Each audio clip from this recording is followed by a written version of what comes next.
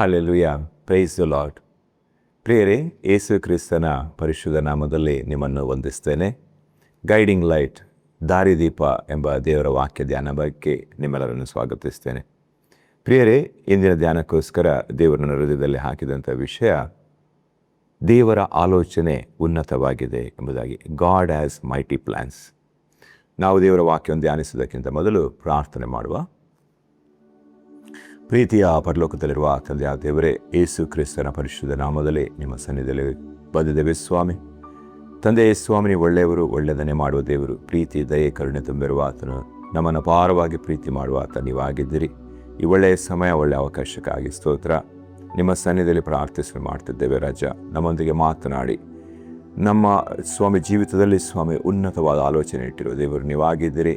ಅಪ್ಪ ಸ್ವಾಮಿ, ಇಲ್ಲಿ ಸಂದೇಶವನ್ನು ಕೇಳೋ ಪ್ರತಿಯೊಬ್ಬರೊಂದಿಗೆ ವೈಯಕ್ತಿಕವಾಗಿ ಮಾತನಾಡಿ ಸ್ವಾಮಿ. ನಿಮ್ಮ ಚಿತ್ತ ಉದ್ದೇಶಗಳು ಅವರ ಒಳಗೆ ಇಗ್ನೈಟ್ ಆಗಲಿ, ಸ್ಪಾರ್ಕ್ ಆಗಲಿ ಸ್ವಾಮಿ, ಬೆಳಗಿಸಲ್ಪಡಲಿ ಸ್ವಾಮಿ.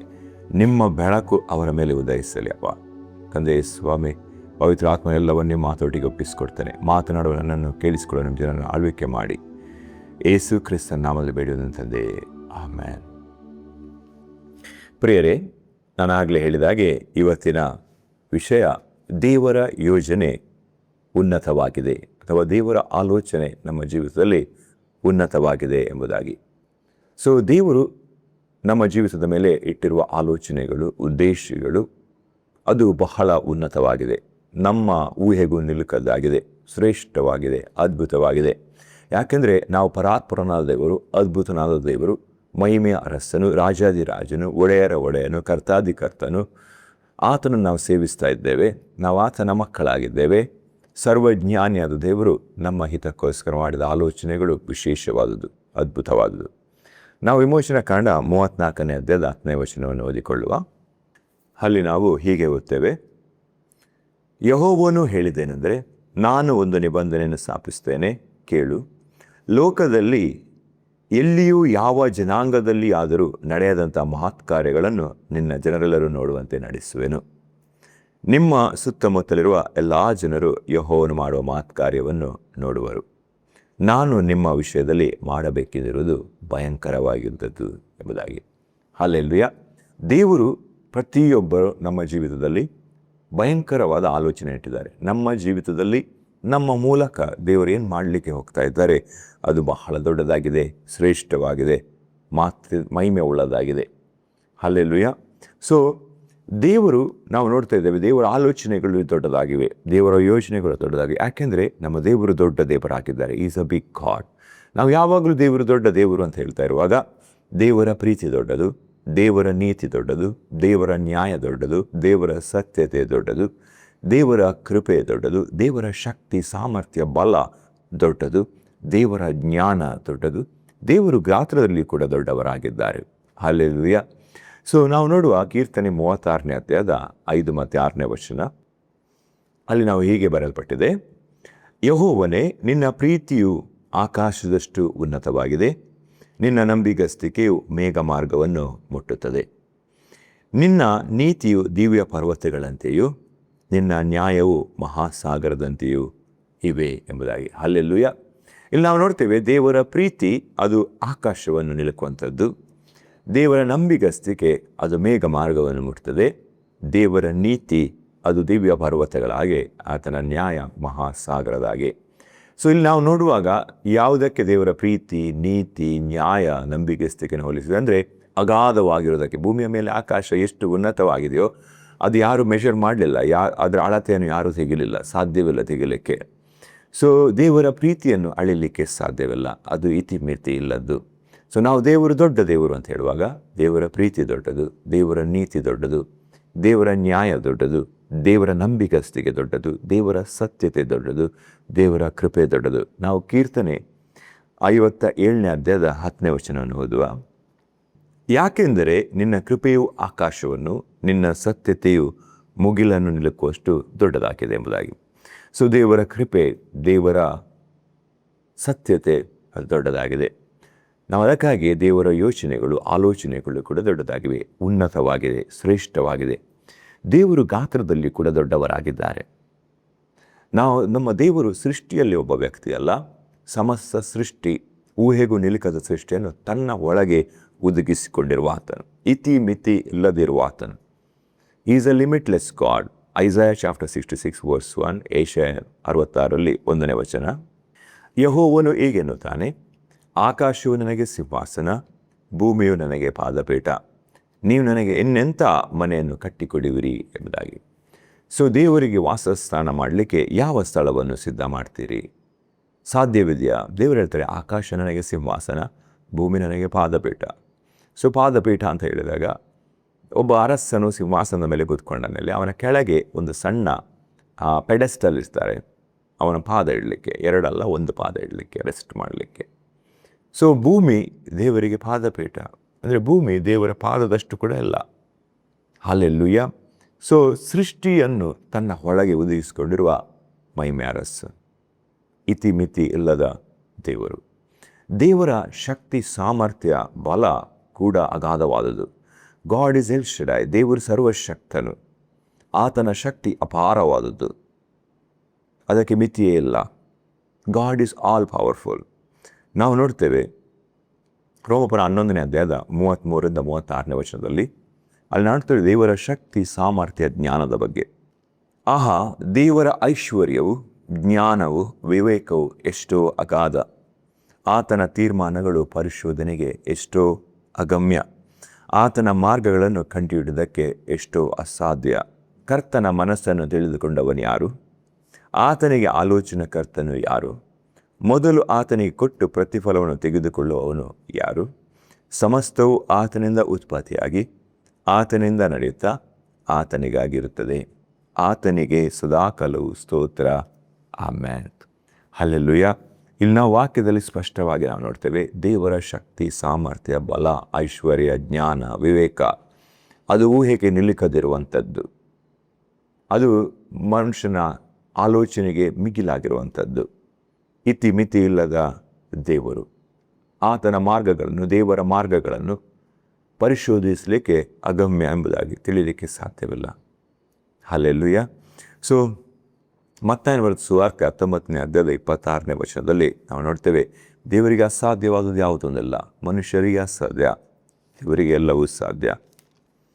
ಯೇಸು ಅವನನ್ನು ದೃಷ್ಟಿಸಿ ನೋಡಿ, ಇದು ಮನುಷ್ಯರಿಗೆ ಅಸಾಧ್ಯ, ಆದರೆ ದೇವರಿಗೆ ಎಲ್ಲವೂ ಸಾಧ್ಯವೆಂಬುದಾಗಿ. Nothing is impossible with God. ದೇವರಿಗೆ ಎಲ್ಲವೂ ಸಾಧ್ಯ, ದೇವರಿಗೆ ಅಸಾಧ್ಯವಾದದ್ದು ಯಾವುದೊಂದಿಲ್ಲ. ಸೊ ದೇವರ ಶಕ್ತಿ, ಸಾಮರ್ಥ್ಯ, ಬಲ, ಜ್ಞಾನ ದೊಡ್ಡದು, ದೇವರ ಪ್ರೀತಿ ದೊಡ್ಡದು, ದೇವರ ಕೃಪೆ ದೊಡ್ಡದು, ಸತ್ಯತೆ ದೊಡ್ಡದು, ನೀತಿ ದೊಡ್ಡದು, ನಂಬಿಗಸ್ತಿಕೆ ದೊಡ್ಡದು. ಅಂಥ ಮಹಿಮೆಯುಳ್ಳ ದೇವರ ಆಲೋಚನೆ ಕೂಡ ಉನ್ನತವಾಗಿದೆ. ಇವತ್ತಿನ ಸಂದೇಶದ ವಿಷಯ ಹಾಗೆ. ದೇವರ ಜ್ಞಾನ, ಶಕ್ತಿ, ಸಾಮರ್ಥ್ಯ, ಬಲ, ಪರಾಕ್ರಮ, ಪ್ರೀತಿ, ಕೃಪೆ ದೊಡ್ಡದಾಗಿರುವುದಾಗಿ ದೇವರು ಮಾಡುವ ಆಲೋಚನೆಗಳು ಕೂಡ ಅದು ಉನ್ನತವಾದುದು, ಶ್ರೇಷ್ಠವಾದುದು, ಅದ್ಭುತವಾದುದು. ಏಷಯ 55ನೇ ಅಧ್ಯಾಯದ 8 ಮತ್ತು 9ನೇ ವಚನ, ಯೆಹೋವನು ಹೀಗೆನ್ನುತ್ತಾನೆ, ನನ್ನ ಆಲೋಚನೆಗಳು ನಿಮ್ಮ ಆಲೋಚನೆಗಳಲ್ಲ, ನಿಮ್ಮ ಮಾರ್ಗಗಳು ನನ್ನ ಮಾರ್ಗಗಳಲ್ಲ. ಭೂಮಿಯ ಮೇಲೆ ಆಕಾಶವು ಎಷ್ಟು ಉನ್ನತವೋ ನಿಮ್ಮ ಆಲೋಚನೆಗಳಿಗಿಂತ ನನ್ನ ಆಲೋಚನೆಗಳು ಅಷ್ಟು ಉನ್ನತವಾಗಿವೆ ಎಂಬುದಾಗಿ. ಹಲ್ಲೆಲೂಯ. ಸೊ ದೇವರು ಹೇಳ್ತಾರೆ, ನನ್ನ ಆಲೋಚನೆಗಳು ನಿಮ್ಮ ಆಲೋಚನೆಗಳಲ್ಲ, ನಿಮ್ಮ ಮಾರ್ಗಗಳು ನನ್ನ ಮಾರ್ಗಗಳಲ್ಲ. ಭೂಮಿಯ ಮೇಲೆ ಆಕಾಶವು ಎಷ್ಟು ಉನ್ನತವಾಗಿದೆಯೋ ಹಾಗೆ ನನ್ನ ಆಲೋಚನೆ ನಿಮ್ಮ ಆಲೋಚನೆಗಿಂತ ಎಷ್ಟು ಉನ್ನತವಾಗಿದೆ ಎಂಬುದಾಗಿ. ಹಲ್ಲೆಲೂಯ. ಪ್ರೀತಿಯ ದೇವರ ಮಕ್ಕಳೇ, ಈ ಸಂದೇಶವನ್ನು ಕೇಳ್ತಿರುವ ದೇವಜನರೇ, ದೇವರು ನಿಮ್ಮ ಮೇಲಿಟ್ಟಿರುವ ಆಲೋಚನೆ ಉನ್ನತವಾಗಿದೆ, ಶ್ರೇಷ್ಠವಾಗಿದೆ, ಅದ್ಭುತವಾಗಿದೆ, ಬಹಳ ದೊಡ್ಡದಾಗಿದೆ. ನಮ್ಮ ಊಹೆಗೂ ನಿಮ್ಮ ಆಲೋಚನೆಗೆ ಬರುವಂಥದ್ದು ಅಲ್ಲ, ಅದು ವಿಶೇಷವಾಗಿದೆ. ದೇವರು ಪ್ರತಿಯೊಬ್ಬರ ಜೀವಿತದ ಮೇಲೆ ಶ್ರೇಷ್ಠವಾದ, ಉನ್ನತವಾದ ಆಲೋಚನೆ ಇಟ್ಟಿದೆ. ದೇವರು ನಮ್ಮನ್ನು ಸೃಷ್ಟಿ ಮಾಡಿದೆ ಈ ಲೋಕದಲ್ಲಿ ತನ್ನ ನಾಮವನ್ನು ಪ್ರಖ್ಯಾತಿಗೆ ತರಲಿಕ್ಕೆ, ತನ್ನ ನಾಮದ ಮಾತಿಗೋಸ್ಕರ, ಆತನ ಮಹಿಮೆಗೋಸ್ಕರ ದೇವರು ನಮ್ಮನ್ನು ಇಲ್ಲಿ ಸೃಷ್ಟಿಸಿ, ರೂಪಿಸಿ, ಉಂಟು ಮಾಡಿದ್ದಾರೆ. ಏಷಯ 43ನೇ ಅಧ್ಯಾಯದ 7ನೇ ವಚನ, ನನ್ನ ಮಹಿಮೆಗಾಗಿ ನಾನು ಸೃಷ್ಟಿಸಿ, ರೂಪಿಸಿ, ಉಂಟು ಮಾಡಿದ ನನ್ನ ಹೆಸರಿನವರೆಲ್ಲರನ್ನು ಬರಮಾಡಬೇಕೆಂದು ಅಪ್ಪಣೆ ಕೊಡುವೆನು ಎಂಬುದಾಗಿ. ಹಲ್ಲೆಲೂಯ. ಸೊ ದೇವರು ಯಾರಾಗಿದ್ದಾರೆ? ತನ್ನ ಮಹಿಮೆಗಾಗಿ ನಾನು ಸೃಷ್ಟಿಸಿ, ರೂಪಿಸಿ, ಉಂಟು ಮಾಡಿದ ದೇವರು. ದೇವರು ನಮ್ಮನ್ನು ಯಾಕೆ ಉಂಟು ಮಾಡಿದ್ದಾರೆ? ಆತನ ನಾಮದ ಮಹಿಮೆ, ಆತನ ನಾಮ ಪ್ರಖ್ಯಾತಿಗೆ ಬರಲಿಕ್ಕೋಸ್ಕರ, ಆತನ ಶಕ್ತಿ, ಸಾಮರ್ಥ್ಯ, ಬಲ, ಜ್ಞಾನ ಎಂಬುದು ಏನು ಎಂಬುದು ನಮ್ಮ ಮೂಲಕ ಪ್ರಕಟ ಆಗಲಿಕ್ಕೆ, ನಮ್ಮ ಮೂಲಕ ತೋರಿ ಬರಲಿಕ್ಕೋಸ್ಕರ ದೇವರು ನಮ್ಮನ್ನು ಇಲ್ಲಿ ಸೃಷ್ಟಿ ಮಾಡಿದ್ದಾರೆ. ನಾವು ದೇವರ ಪ್ರತಿನಿಧಿಯಾಗಿದ್ದೇವೆ. ಇಲ್ಲಿ ವಿ ಆರ್ ಅಂಬಾಸೆಡರ್ಸ್ ಆಫ್ ಗಾಡ್. ದೇವರ ಮಕ್ಕಳಾಗಿದ್ದೇವೆ. ದೇವರನ್ನು ಪ್ರತಿನಿಧಿಸುವವರು, ದೇವರನ್ನು ತೋರಿಸುವವರು. ಹಲ್ಲೆಲೂಯಾ. ದೇವರ ಬೆಳಕನ್ನು ಪ್ರಕಾಶಕ್ಕೆ ತರುವವರು, ದೇವರ ಮಹಿಮೆಯನ್ನು ಹಬ್ಬಿಸುವವರು ನಾವಿಲ್ಲಿ ಆಗಿದ್ದೇವೆ. ದೇವರು ಉನ್ನತವಾದ ಆಲೋಚನೆ ಇಟ್ಟಿದ್ದಾರೆ. ಅದಕ್ಕೋಸ್ಕರ ಆ ಕಾರ್ಯವನ್ನು ನಮ್ಮ ಮೂಲಕ ನಮ್ಮಲ್ಲಿ ಮಾಡಲಿಕ್ಕೋಸ್ಕರ ಶ್ರೇಷ್ಠವಾದ ಆಲೋಚನೆಗಳನ್ನು ಮಾಡಿದ್ದಾರೆ. ಊಹೆಗೂ ನಿಲುಕದ್ದು. ಕೀರ್ತನೆ 40ನೇ ಅಧ್ಯಾಯದ 5ನೇ ವಚನ, ಯೆಹೋವನೇ ನನ್ನ ದೇವರೇ, ನಿನಗೆ ಸಮಾನನಾದ ದೇವರು ಯಾರು? ನಮ್ಮ ಹಿತಕ್ಕಾಗಿ ನೀನು ಮಾಡಿದ ಆಲೋಚನೆಗಳು, ಅದ್ಭುತ ಕಾರ್ಯಗಳು ಎಷ್ಟೋ ವಿಶೇಷವಾಗಿವೆ. ಅವುಗಳನ್ನು ವಿವರಿಸಿ ಹೇಳೋಣವೆಂದರೆ ಅಸಾಧ್ಯವು, ಅವು ಅಸಂಖ್ಯಾತವಾಗಿದೆ ಎಂಬುದಾಗಿ. ಹಲ್ಲೆಲೂಯಾ. ಇಲ್ಲಿ ನಾವು ನೋಡುವಾಗ ದೇವರು ನಮ್ಮ ಹಿತಕ್ಕೋಸ್ಕರ ಮಾಡಿದ ಆಲೋಚನೆಗಳು ವಿಶೇಷವಾಗಿದೆ, ವರ್ಣಿಸಲು ಅಸಾಧ್ಯವಾಗಿದೆ. ಸೊ ಅದನ್ನು ವಿವರಿಸೋಣ ಅಂತ ಹೇಳಿದರೆ ಅದು ಅಸಾಧ್ಯವಾಗಿದೆ. ಹೌದು ಪ್ರಿಯರೇ, ದೇವರು ನಮ್ಮೆಲ್ಲರ ಜೀವಿತದ ಮೇಲೆ ಉನ್ನತವಾದ, ಶ್ರೇಷ್ಠವಾದ, ಅದ್ಭುತ ಆಲೋಚನೆ ಇಟ್ಟಿದ್ದಾರೆ. ನಮ್ಮ ಹಿತಕ್ಕೋಸ್ಕರ ದೇವರು ಮಾಡಿದ ಆಲೋಚನೆಗಳನ್ನು ಅದು ದೇವರೇ ಬಲ್ಲವರಾಗಿದ್ದಾರೆ. ದೇವರು ಮಾಡಿರೋ ಪ್ರತಿಯೊಂದು ಯೋಜನೆ ನಮ್ಮ ಹಿತಕ್ಕಾಗಿಯೇ, ನಮ್ಮ ಒಳ್ಳೆಯದಕ್ಕಾಗಿಯೇ. ಯೆರೆಮೀಯ 29ನೇ ಅಧ್ಯಾಯ 11 ಮತ್ತು 12ನೇ ವಚನ, ಇವರಿಗೆ ಗತಿಯಾಗಲಿ, ನಿರೀಕ್ಷೆ ಇರಲಿ ಎಂದು ನಾನು ನಿಮ್ಮ ವಿಷಯದಲ್ಲಿ ಮಾಡಿಕೊಳ್ಳುತ್ತಿರುವ ಆಲೋಚನೆಗಳನ್ನು ನಾನೇ ಬಲ್ಲೆನು. ಅವು ಅಹಿತದ ಯೋಚನೆಗಳಲ್ಲ, ಹಿತದ ಯೋಚನೆಗಳೇ. ಹಲ್ಲೆಲೂಯಾ. ದೇವರು ಹೇಳ್ತಾರೆ, ನಾನು ನಿಮ್ಮ ಬಗ್ಗೆ ಮಾಡುವ ಆಲೋಚನೆಗಳನ್ನು ನಾನೇ ಬಲ್ಲೆನು. ಅವು ಅಹಿತದ ಆಲೋಚನೆ ಅಲ್ಲ, ಹಿತದ ಆಲೋಚನೆ ಎಂಬುದಾಗಿ. ನಾವು ದೇವರ ವಾಕ್ಯದಲ್ಲಿ ನಾವು ಉದಾಹರಣೆಗಳನ್ನು ನೋಡಿಕೊಳ್ಳುವ, ದೇವರು ಹೇಗೆ ಅವರ ಭಕ್ತರ ಜೀವಿತದಲ್ಲಿ ಕಾರ್ಯ ಮಾಡಿದರು ಎಂಬುದಾಗಿ. ಆಗ ನಮಗೆ ತಿಳಿದು ಬರ್ತದೆ ನಮ್ಮ ದೇವರು ಎಷ್ಟು ಉನ್ನತನಾದವರು, ಎಷ್ಟು ಶ್ರೇಷ್ಠವಾದವರು. ಆತನ ಮಕ್ಕಳಾದ ನಮ್ಮ ಜೀವಿತದಲ್ಲಿ ಎಂಥ ಅದ್ಭುತವಾದ, ಉನ್ನತವಾದ ಆಲೋಚನೆ ಇಟ್ಟಿದ್ದಾರೆ ಎಂಬುದಾಗಿ. ನಾವು ಅಬ್ರಾಮನ ಜೀವಿತವನ್ನು ನೋಡುವ. ಅಬ್ರಾಮ ಮೊದಲು ಮೆಸೊಪೊತಾಮಿಯ ಪಟ್ಟಣದಲ್ಲಿ ವಾಸ ಮಾಡ್ತಿದ್ದ. ದೇವರು ಅವನನ್ನು ಕರೆಯುವುದಕ್ಕಿಂತ ಮೊದಲು. ಸೊ ಈಗ ದೇವರು ಅವನನ್ನು 75 ವರ್ಷದಲ್ಲಿ ಸಂದರ್ಶಿಸ್ತಾರೆ. ಅವನೊಂದಿಗೆ ಮಾತನಾಡ್ತಾರೆ. ದೇವರು ಹೇಳ್ತಾರೆ, ನಾನು ತೋರಿಸುವ ದೇಶಕ್ಕೆ ನೀನು ಹೊರಟು ಹೋಗು, ನಿನ್ನ ಬಂಧು ಬಳಗ, ನಿನ್ನ ದೇಶವನ್ನು ಬಿಟ್ಟು ನೀನು ಹೊರಟು ಹೋಗು, ನಾನು ನಿನ್ನನ್ನು ದೊಡ್ಡ ಸಂತತಿಯಾಗಿ ಮಾಡ್ತೇನೆ ಎಂಬುದಾಗಿ. ನಾನು ನಿನ್ನನ್ನು ಅನೇಕ ಜನಾಂಗಗಳಿಗೆ ಆಶೀರ್ವಾದವಾಗಿಡ್ತೇನೆ ಎಂಬುದಾಗಿ ಅಬ್ರಾಮನಿಗೆ ದೇವರು ವಾಗ್ದಾನ ಮಾಡಿದರು. ನಿನ್ನ ಹೆಸರು ನಾನು ಪ್ರಖ್ಯಾತಿಗೆ ತರ್ತೇನೆ ಎಂಬುದಾಗಿ ದೇವರು ಅಬ್ರಾಮನಿಗೆ ವಾಗ್ದಾನ ಮಾಡಿದರು.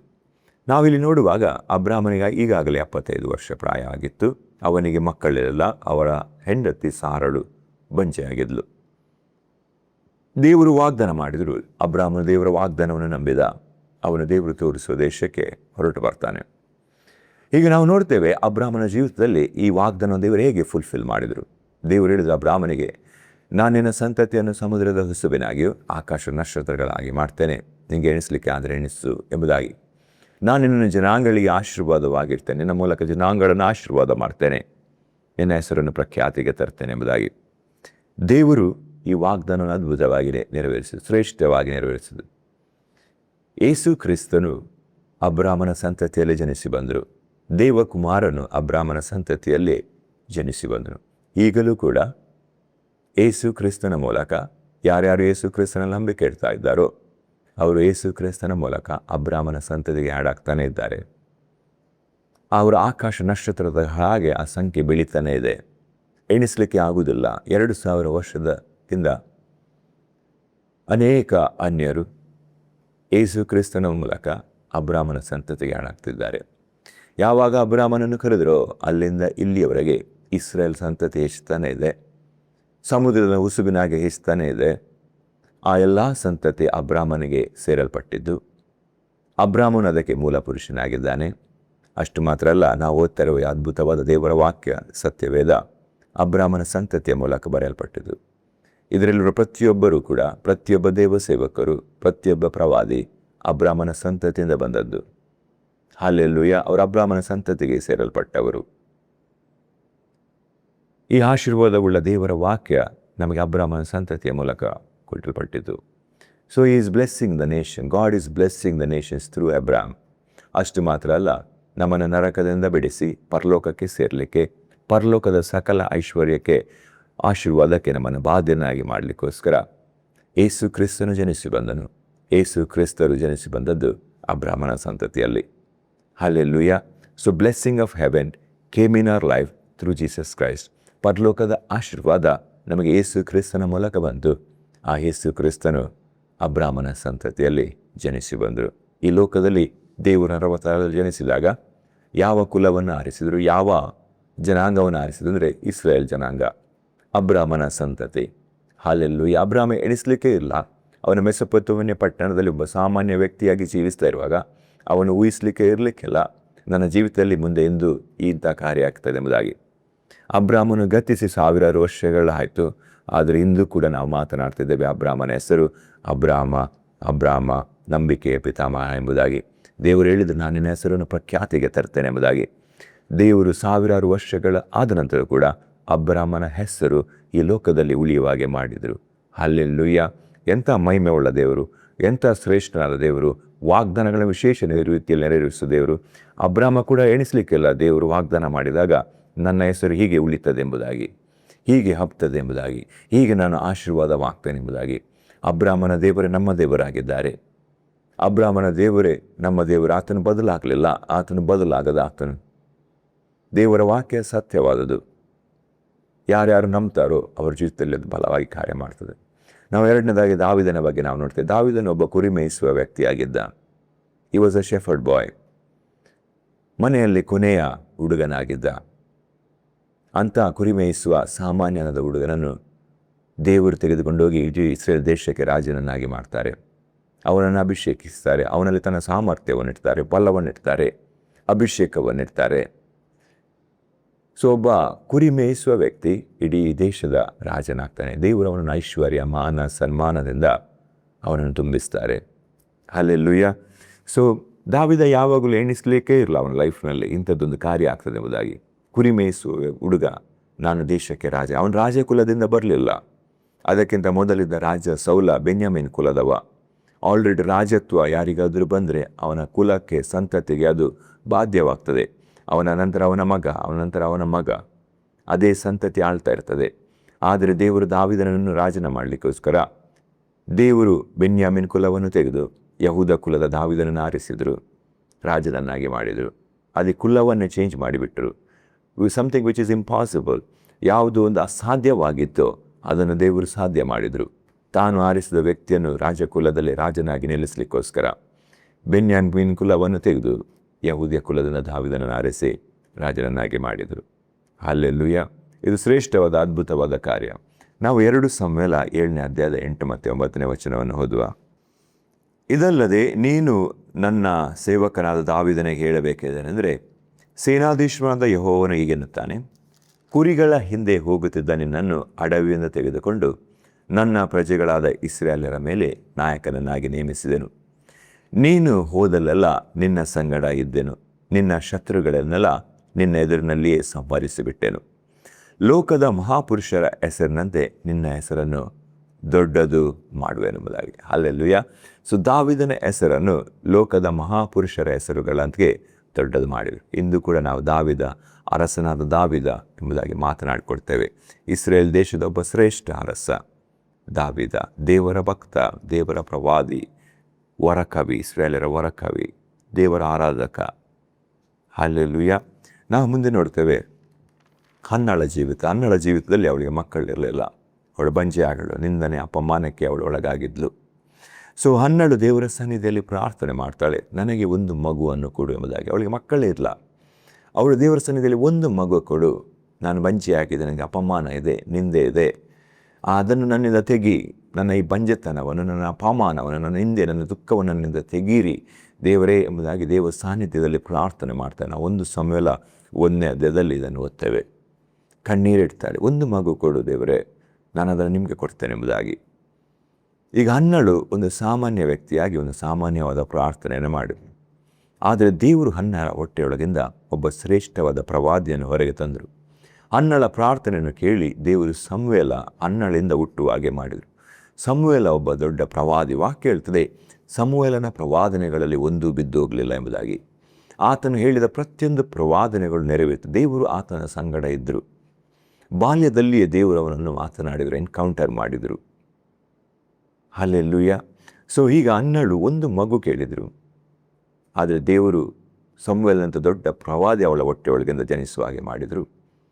ಅದಕ್ಕಾಗಿ ಸಮುವೇಲ ಹುಟ್ಟಿದ್ರಿಂದಾಗಿ ಪ್ರವಾದಿಯಾದ ಸಮುವೇಲ ಹನ್ನಳ ಹೊಟ್ಟೆಯಿಂದ ಹುಟ್ಟಿದ್ದಕ್ಕಾಗಿ ಈಗಲೂ ಕೂಡ ನಾವು ಹನ್ನಳ ವಿಷಯ ಮಾತಾಡ್ತೇವೆ, ಹನ್ನಳ ಬಗ್ಗೆ ಮಾತಾಡ್ತೇವೆ.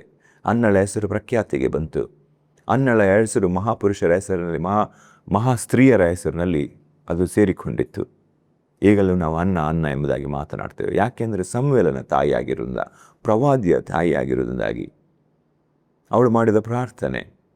ನಾವು ಆನಂತರ ನೋಡ್ತೇವೆ, ಹನ್ನಳು ಸಮುವೇಲನ ದೇವರ ಸೇವೆಗೆ ಒಪ್ಪಿಸಿಕೊಡ್ತಾಳೆ. ದೇವರು ಅವಳನ್ನು ಪುನಃ 3 ಗಂಡು ಮಕ್ಕಳು 2 ಹೆಣ್ಣು ಮಕ್ಕಳಿಂದ ಆಶೀರ್ವದಿಸ್ತಾರೆ. ಹಲ್ಲೆಲೂಯ. ಅವಳು ಕೇಳಿದ ಒಂದು ಮಗು. ದೇವರು ಅವಳನ್ನು ಇನ್ನೂ 5 ಮಕ್ಕಳಿಂದ, ಒಟ್ಟಿಗೆ 6 ಮಕ್ಕಳಿಂದ ಅವಳನ್ನ ಆಶೀರ್ವಾದ ಮಾಡ್ತಾರೆ. ಹಲ್ಲೆಲೂಯ. ಗರ್ಭಫಲ ಯೆಹೋವನಿಂದ ಬಂದ ಬಹುಮಾನ, ಪುತ್ರ ಸಂತಾನ ದೇವರಿಂದ ಬಂದ ಸ್ವಾಸ್ಥ್ಯವಾಗಿದೆ ಎಂಬುದಾಗಿ ವಾಕ್ಯ ಹೇಳ್ತದೆ. ಹನ್ನಳು ಎಣಿಸಲಿಕ್ಕೆ ಇಲ್ಲ. ನಾನು ಒಂದು ಮಗುವನ್ನು ಕೇಳಿದ್ದು, ದೇವರು ಇಷ್ಟು ದೊಡ್ಡದಾಗಿ ನನ್ನನ್ನು ಆಶೀರ್ವದಿಸಿ ಮಾಡಿದರು. ಆ ಮಗುವಿನ ಮೂಲಕ ನನ್ನ ಹೆಸರು ಪ್ರಖ್ಯಾತಿಗೆ ಬರುವ ಹಾಗೆ ಮಾಡಿದರು. ನಾವು ಮುಂದೆ ಎಸ್ತೇರಳ ಬಗ್ಗೆ ನಾವು ನೋಡ್ತೇವೆ. ಎಸ್ತೇರಳು ಒಬ್ಬ ಅನಾಥ ಸ್ತ್ರೀಯಾಗಿದ್ಲು. ಅವಳು ತನ್ನ ಚಿಕ್ಕಪ್ಪನ ಮನೆಯಲ್ಲಿ ಅವಳು ಬದುಕ್ತಾ ಇದ್ಲು. ಅವಳ ಸಂಬಂಧಿಕರ ಮನೆಯಲ್ಲಿ ಅವಳು ಜೀವನ ನಡೆಸ್ತಾ ಇದ್ಲು. ಮೊರ್ದೆಕೈ ಅವಳನ್ನು ಸಾಕಿಸಲಿದ್ದಾನೆ. ಇಂಥ ಪರಿಸ್ಥಿತಿಯಲ್ಲಿ ಬೆಳೆದ ಎಸ್ತೇರಳಿಗೆ ಜೀವನದಲ್ಲಿ ಯಾವ ನಿರೀಕ್ಷೆ ಇಲ್ಲ, ತಂದೆ ತಾಯಿ ಇಲ್ಲ ಅವಳಿಗೆ. ಅನಾಥ ಸ್ತ್ರೀ, ಅವಳು ಎನ್ನಿಸ್ಲಿಕ್ಕಿಲ್ಲ, ಊಹಿಸ್ಲಿಕ್ಕಿಲ್ಲ. ಅಂಥ ಕಾರ್ಯವನ್ನು ದೇವರು ಅವಳ ಜೀವಿತದಲ್ಲಿ ಮಾಡಿದರು. ಇವತ್ತಿನ ಸಂದೇಶ ಅದೇ ಪ್ರಿಯರೇ, ದೇವರ ಆಲೋಚನೆ ಉನ್ನತವಾದುದು. ಒಬ್ಬ ಅನಾಥೆಯಾದ ಹುಡುಗಿಯನ್ನು ದೇವರು ರಾಣಿಯನ್ನಾಗಿ ಮಾಡಿದರು. 127 ಸಂಸ್ಥಾನ ಆಶ್ವೇರೋಷನ ಸಮಯದಲ್ಲಿ ರಾಣಿಯನ್ನಾಗಿ ಮಾಡಿದರು. ಇದು ಬಹಳ ದೊಡ್ಡ ಆಶೀರ್ವಾದ, ಬಹಳ ದೊಡ್ಡ ಮಾತು ಕಾರ್ಯ. ಎಸ್ತೇರಳ ಜೀವಿತದಲ್ಲಿ ದೇವರ ಯೋಚನೆ ಉನ್ನತವಾಗಿತ್ತು. ನಾವು ಅಪೊಸ್ತಲರನ್ನು ನಾವು ನೋಡ್ತೇವೆ. ಅಪೊಸ್ತಲರು ನಾವು ಜೀವಿತ ನೋಡುವಾಗ ಅನೇಕರು ಅದರಲ್ಲಿ ಮೀನುಗಾರರಾಗಿದ್ದರು, ಸಾಮಾನ್ಯ ವ್ಯಕ್ತಿಗಳಾಗಿದ್ದರು, ಶಾಸ್ತ್ರಾಭ್ಯಾಸ ಮಾಡಿದವರಾಗಿದ್ದರು, ಆರ್ಡಿನರಿ ಪೀಪಲ್. ಆದರೆ ಯೇಸು ಸ್ವಾಮಿ ಅಂಥ ಆರ್ಡಿನರಿ ಜನರನ್ನೇ ಆರಿಸಿಕೊಂಡ್ರು, ಸಾಮಾನ್ಯ ಜನರನ್ನೇ ಆರಿಸಿಕೊಂಡು ಅವರನ್ನು ತನ್ನ ಶಿಷ್ಯರನ್ನಾಗಿ ಮಾಡಿಕೊಂಡರು. ನಾವು ನಂತರ ನೋಡ್ತೇವೆ 3.5 ವರ್ಷ ಯೇಸು ಸ್ವಾಮಿಯೊಂದಿಗೆ ನಡೆದ ನಂತರ, ಯೇಸು ಸ್ವಾಮಿಯೊಂದಿಗೆ ಇದ್ದ ನಂತರ ಈ ಅಪೊಸ್ತಲ ಬಾಯಿಂದ ಬಂದ ವಾಕ್ಯಗಳು, ದೇವರ ಜ್ಞಾನ, ದೇವರ ವಾಕ್ಯದ ಪ್ರಕಟಣೆಗಳನ್ನು ನೋಡಿ ಶಾಸ್ತ್ರಾಭ್ಯಾಸ ಮಾಡಿದ ಯಾಜಕರು, ಶಾಸ್ತ್ರಿಗಳು ಕೂಡ ತಬ್ಬಿಬ್ಬಾಗ್ತಾರೆ. ಅವರಿಗೆ ಎಣಿಸಲಿಕ್ಕೆ ಆಗುವುದಿಲ್ಲ. ನಾವು ಅಪೊಸ್ತಲ ಕೃತ್ಯ 4ನೇ ಅಧ್ಯಾಯದ 13ನೇ ವಚನ ಓದುವ. ಪೇತ್ರ ಯೋಹಾನರು ಧೈರ್ಯದಿಂದ ಮಾತನಾಡುವುದನ್ನು ಆ ಸಭಿಕರು ನೋಡಿ ಅವರು ಶಾಸ್ತ್ರಾಭ್ಯಾಸ ಮಾಡದ ಸಾಧಾರಣರೆಂದು ತಿಳಿದು ಆಶ್ಚರ್ಯಪಟ್ಟರು ಎಂಬುದಾಗಿ. ಪೇತ್ರ ಯೋಹಾನರು ಮಾತನಾಡುವ ಮೀನುಗಾರರಾಗಿದ್ದರು, ಶಾಸ್ತ್ರಾಭ್ಯಾಸ ಮಾಡದವರು. ಅವರು ಮಾತನಾಡುವುದನ್ನು ನೋಡಿ ಅಲ್ಲಿರುವ ಜನರು ಆಶ್ಚರ್ಯಪಟ್ಟರು.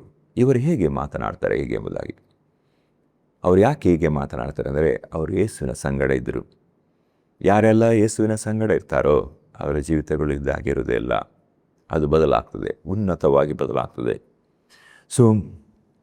ದೇವರ ಯೋಚನೆ ನಮ್ಮೆಲ್ಲರ ಜೀವಿತದ ಮೇಲೆ ಉನ್ನತವಾಗಿದೆ, ಶ್ರೇಷ್ಠವಾಗಿದೆ. ನಮಗೆ ಊಹಿಸಲಿಕ್ಕೆ ಸಾಧ್ಯ ಇಲ್ಲ, ಅದನ್ನು ಎಣಿಸಲಿಕ್ಕೆ ಸಾಧ್ಯ ಇಲ್ಲ. ಈ ಸಂದೇಶವನ್ನು ಕೇಳ್ತಿರುವ ದೇವ ಮಕ್ಕಳೇ, ನನ್ನ ಜೀವಿತದಲ್ಲಿ ಏನು ಎಂಬುದಾಗಿ ಯೋಚಿಸ್ತಾ ಇರುವವರೇ, ನನ್ನ ಲೈಫಲ್ಲಿ ಏನಾದರೂ ಆಗ್ಬೋದಾ ಎಂಬುದಾಗಿ ಊಹಿಸ್ತಾ ಇರುವವರೇ, ದೇವರು ನಿಮ್ಮ ಜೀವಿತದ ಮೇಲೆ ಉನ್ನತ ಆಲೋಚನೆ ಇಟ್ಟಿದ್ದಾರೆ.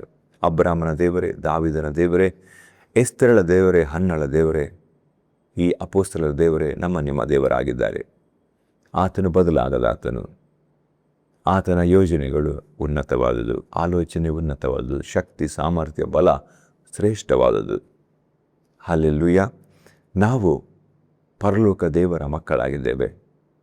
ನಾವು ಪರಲೋಕ ರಾಜ್ಯದ ಪ್ರತಿನಿಧಿಯಾಗಿದ್ದೇವೆ, ಪ್ರಜೆಯಾಗಿದ್ದೇವೆ, ಶಾಶ್ವತ ಸೌಭಾಗ್ಯಕ್ಕೆ ನೇಮಿಸಲ್ಪಟ್ಟವರು, ಕ್ರಿಸ್ತನೊಂದಿಗೆ ಸಮಸ್ತವನ್ನು ಆಳ್ಲಿಕ್ಕೋಸ್ಕರ ಆರಿಸಲ್ಪಟ್ಟವರು ನಾವು. ಹಲ್ಲೆಲೂಯ. ದೇವರು ನಮ್ಮ ಸಂಗಡ ಇರುವುದು ನಿಶ್ಚಯ. ಅದ್ಭುತ ಉನ್ನತ ಆಲೋಚನೆ ಇಟ್ಟಿರುವ, ನಮ್ಮನ್ನು ಅಪಾರವಾಗಿ ಪ್ರೀತಿ ಮಾಡುವ ದೇವರು ನಮ್ಮ ಮುಂದುಗಡೆ ಚಲಿಸ್ತಾರೆ. ಹಲ್ಲೆಲೂಯ. ದೇವರಿ ವಾಕ್ಯ ಭಾಗದವರಿಗೆ ಮೇಲೆ ಆಶೀರ್ವದಿಸಲಿ. ಪ್ರಾರ್ಥನೆ ಮಾಡುವ.